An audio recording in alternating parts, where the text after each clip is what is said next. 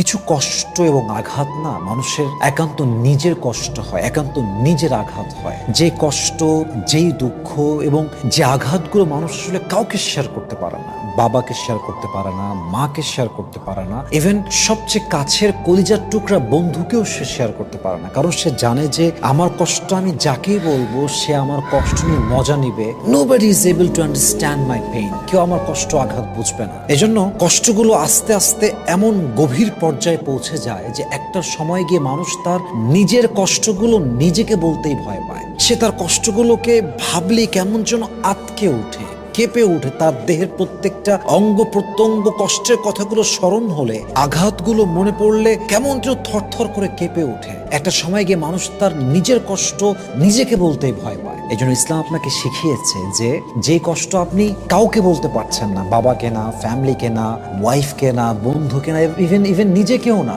আপনি সেই কষ্টগুলো সেজদায় লুটিয়ে, নিজের মাথাকে নত করে সেজদায় লুটিয়ে দিয়ে আল্লাহকে বল। আল্লাহ আপনার কষ্টের প্রাইভেসিও রাখবেন এবং অচিরে আপনার সমস্ত দুঃখ কষ্ট আল্লাহ দূর করে দিবেন ইনশাআল্লাহ।